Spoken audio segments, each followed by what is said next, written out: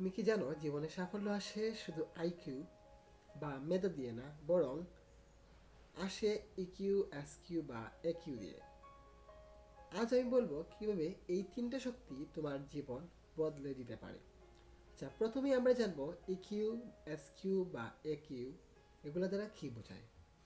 প্রথমে যদি আমরা দেখি, ইকিউ মানে ইমোশনাল কোয়েশেন্ট। ইকিউ মানে নিজের আবেগ বোঝা আর সেটা নিয়ন্ত্রণ করা।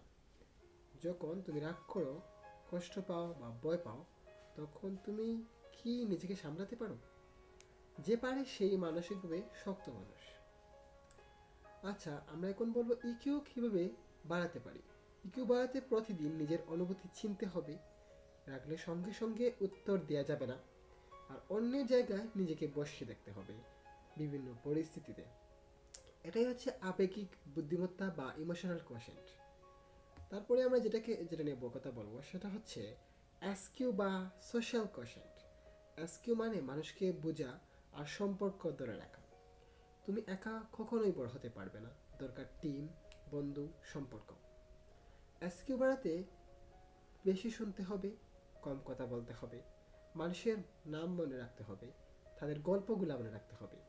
সবচেয়ে বড় কথা, মানুষকে সাহায্য করতে হবে, তাহলে পৃথিবীও তোমাকে সাহায্য করবে। তারপর আমরা যদি দেখি অ্যাকিউ বা অ্যাডভার্সিটি কোয়েশেন্ট। অ্যাকিউ মানে কষ্টের সময়ও ভেঙে না পড়া। যখন কিছুই ঠিক যাচ্ছে না, তখন বলা এটা হচ্ছে আমার ট্রেনিং।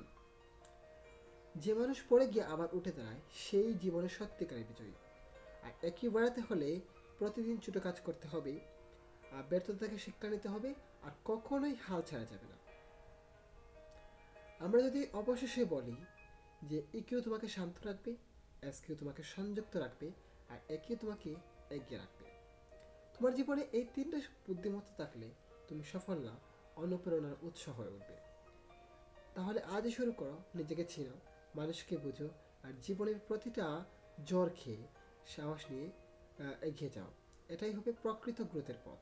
আমি সাথে ছিলাম আমদাদুর রহমান, তোমাদের সাথে শেয়ার করছিলাম ইকিউ, এসকিউ, একিউ এর শক্তি। তোমার জীবন পরিবর্তনের যাত্রা শুরু হোক এখনই। ধন্যবাদ।